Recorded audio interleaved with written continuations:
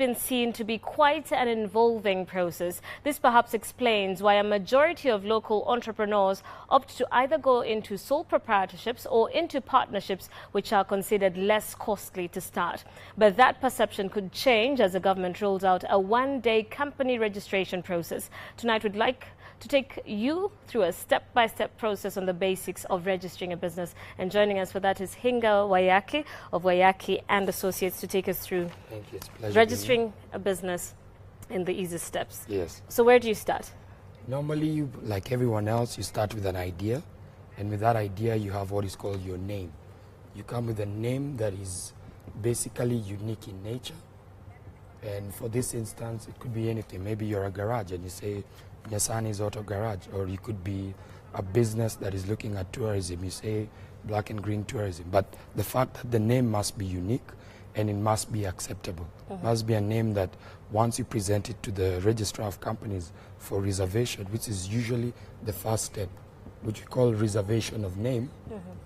How much does that cost? Reservation of name just costs barely 100 shillings. Or you can go to the Huduma Center. It will take a matter of minutes. There's a Huduma Center that has been set up by the government to ease the process of registration. Okay, so what do? You found a name, the registrar of companies accepts it. So what is the next process after that? Once the name is accepted, then you would do what is called documents that form the nature of the business. Every business is unique. Like you want to register a business that is in entertainment. You may want to register a business that is in the service industry or hospitality. So for that, you need something that is called a memorandum and articles of association. Basically, what this is what encompasses the nature of the company, the day-to-day that this company has been formed to set up a garage or to set up a pub or to set up an entertainment spot where you would cater for your clientele. So just that would be formed, and normally with the able guidance of a lawyer, once you explain to them what it is that you need, they would take you through the steps, and you'd have something called a memorandum and articles of association, which will be formed. It's a document that is done in triplicate. Then this, together with the name, is what you would now proceed to the registrar of companies for reservation. So once there's a reservation of name, then we move to the process of registration. Now, under registration, there are a couple of things that are under this. One, there's an element that we call stamp duty. That's the one you go to, a number of banks have been selected for that? Yes, because, give unto Caesar what is Caesar's. The company will have what is called a share capital. For purposes of this evening, you have a minimum share capital of 100,000, which is divided into 1,000. Those are the shares of a value of 100 shillings each. So the nominal the capital of the company is 100,000. Now that stamp duty, for something like that, there'll be an assessed stamp duty. Normally it would be around 3,150, which is the 150 is the bank charges, because what happened is stamp duty has been decentralized. You must pay either National Bank or KCB, but most notably is National Bank. Yes. So I understand you have to sign a declaration of compliance before a commissioner of oaths. Yes. Keeping in mind that the business registration is a legal process. What does that mean? Normally, this is just part of the documentation process. You have the memorandum and articles. You have a form that details where exactly the registered office is. Then you have another form that gives the particulars. This is the directors of the company. For instance, the minimum shareholding of a company just requires 2.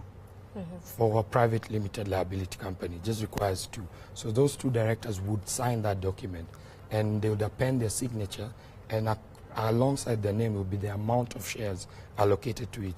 For example, out of 1,000 shares, let's say we have 2 directors, so each would have maybe 500 shares, right? Yeah. And upon that, there's a page where they'll sign twice. They'll sign on the memorandum, and they'll sign on the articles. They're 2 documents, but they're bound together as one. But they'll sign that. Now, yes. And what particular documents does the entrepreneur have to have, or the entrepreneur and their shareholder? No, the entrepreneur is still the same as a shareholder. And like I mentioned from the beginning, all you need with the able guidance of a lawyer, any lawyer will be able to guide you through the process. It's pretty easy. It's not that complicated. I guess it's just the terminology that makes it look complicated.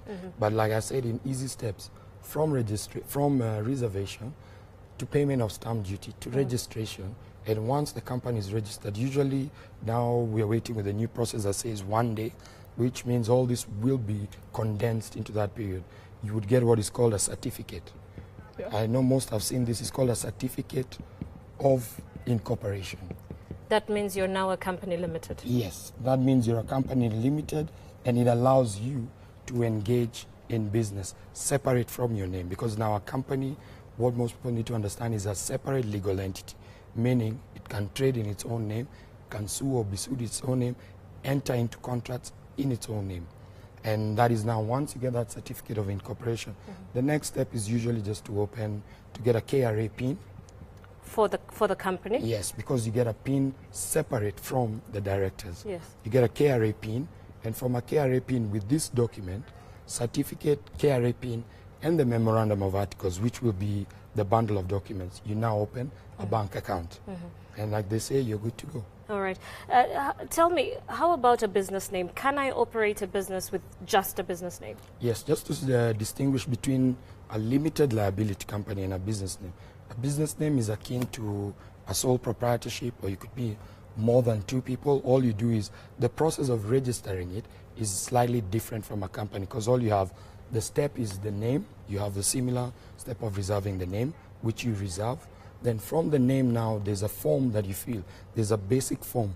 Now the difference is, a company has a bundle of documents, a constitution, which is, for better purposes, the memorandum and article. Yes.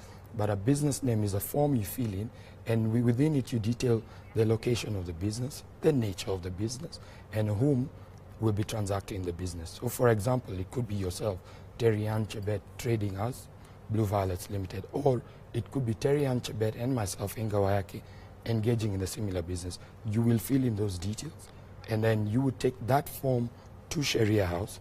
It will be assessed the same way for stamp duty, which is again a nominal amount. And then upon that, you pay a registration fee. And at the end of it, you get a business name certificate. All right. Yes. All right. Thank you so much. It's always a pleasure. And all the best to everyone registering their businesses. Thank you so much. That's Hinga Wayaki of Wayaki and Associates, taking us through easy steps of registering a business in Kenya.